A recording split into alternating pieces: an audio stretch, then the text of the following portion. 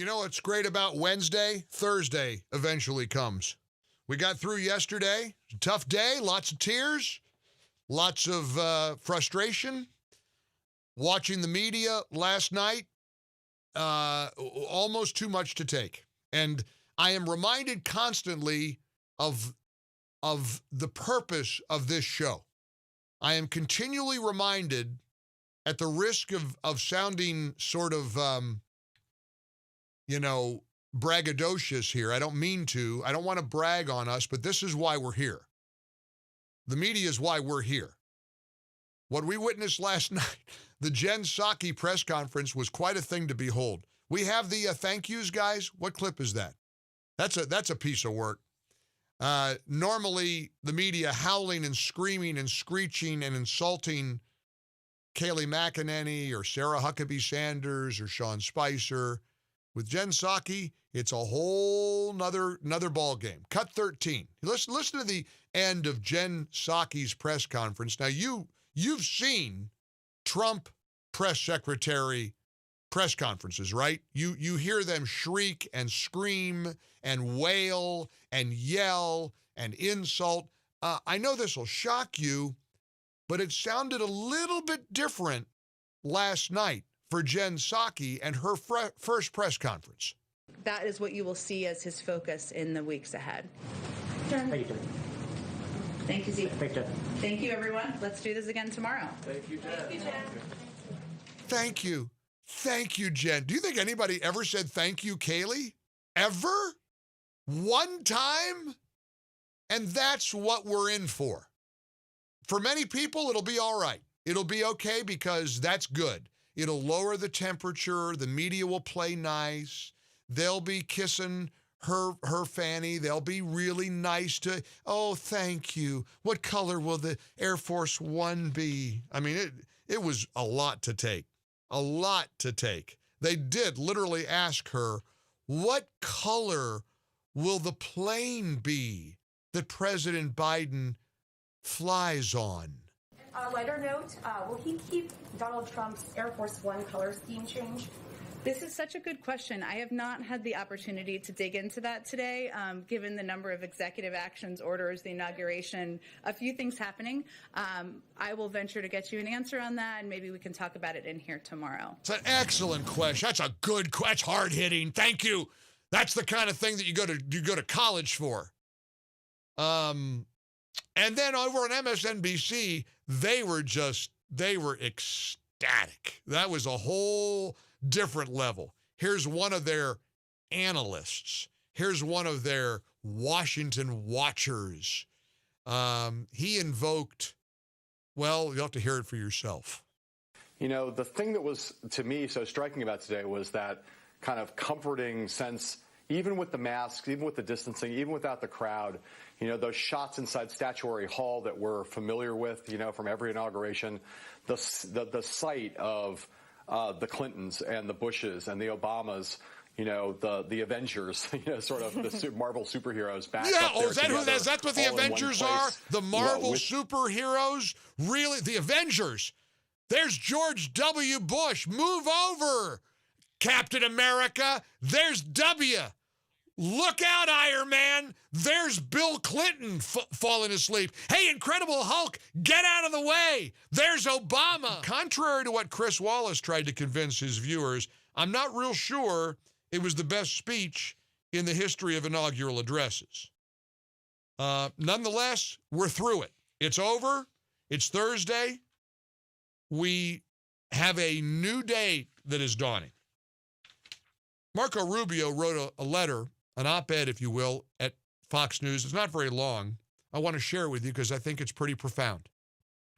And we'll post it at MikeOnline.com so you can read the whole thing. Joe Biden is now our president, Senator Rubio writes, a position held by only 44 other Americans in history. It is the single most powerful job in the world, and the most serious challenge he will face is leading a bitterly divided country.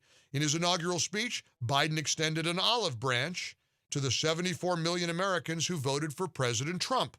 This is important, but that alone will not, quote, make America normal again, unquote. Tens of millions of Americans don't want to go back to a normal that left them feeling forgotten and left behind. They want an America where everyone can find a good job, get married, live in a safe neighborhood, raise a family, and retire with dignity. They are typical of the modern left, which believes that America is our government and that solutions only run through one party in Washington. Washington has a role to play in addressing the needs of everyday Americans, he writes, especially when it comes to reversing the damage of decades of destructive policy with regard to China and domestic investment. But America is not a government. America is your family. America is your faith. America is your community. And when our families, our community groups, and our churches that once provided us a mission and community collapse, Americans are left to seek a sense of belonging in political parties or dangerous conspiracy cults. That will not change until we begin to rebuild and reinvigorate those timeless institutions, he says. As Americans and conservatives, we must be willing to work with the Biden administration when we can to achieve those ends and be prepared to oppose it on principle when we must. Marco Rubio says, the president's inaugural speech makes clear that from blanket amnesty to identity politics, there will be a lot of principled opposition over the next 4 years.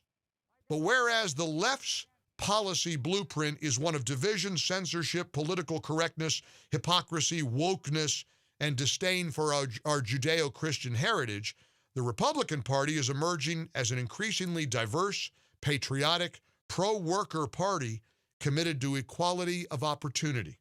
Our blueprint, he concludes, one which I will fight for every day, is an unashamed pro-American capitalism that champions the American worker and the common good, as opposed to prioritizing Wall Street, Silicon Valley, and Beijing. You don't have to look any further than the Biden administration canceling the Keystone XL pipeline and destroying thousands of good-paying union jobs to know that we have a fight on our hands. But I'm confident that if we channel our energy, ignore the talking heads, and focus on our families, our faith, and our communities, we will make sure the promise of the American dream burns brighter than ever for generations to come. That's actually an inaugural speech I would have loved to have heard. Great message from Marco Rubio, the senator from Florida. We do have a lot of challenges ahead of us. Together, we will get through them, and we're going to persevere. I'm grateful that Senator Lindsey Graham, I cannot shake off Mitch McConnell. I wish I could, and forgive me. I don't want to be obsessed about this. I want to get through the next few weeks. I don't know what it's going to look like. If there is an impeachment trial, it's going to hurt this country. The anger and the division that it's going to create will be immeasurable. Pelosi today up there on her podium, impeachment won't hurt any party unity or any country's unity. Of course it will. She knows it will. They don't care about unity. Senator Lindsey Graham stood up to the outgoing Senate Majority Leader who shockingly stood on the floor of the Senate a couple of days ago and blamed President Trump for the January 6th riots. Here's what Lindsey Graham said about McConnell's decision to do so.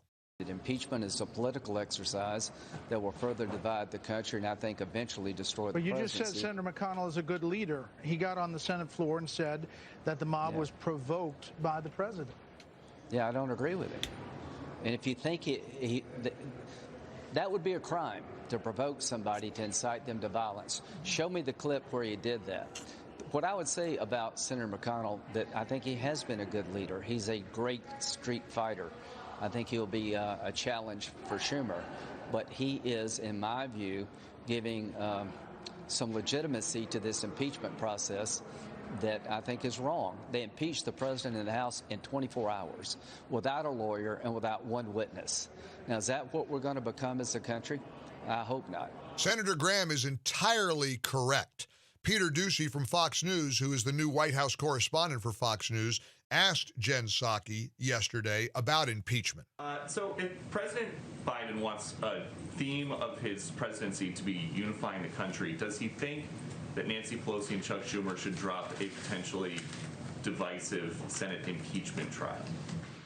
Well, he spoke today, as you all saw, about unity in his inaugural address and the importance of unity in bringing the country together, and the resolve of the American people in helping to get through this moment.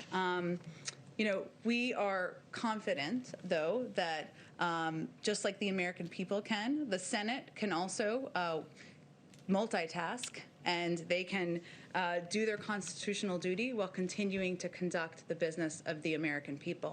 Yeah, multitask, which is code for they're going to do it, which is really disgraceful. Lindsey Graham is right. This lacks any legitimacy, and everybody knows it. They're only trying to prevent Trump from running again in 2024. If that's their motivation, what are they afraid of? They're afraid of the American people getting to be heard? Well, of course they are. That's what they do. That's how they roll. 1-800-655-MIKE, 800-655-6453. I hope you join us.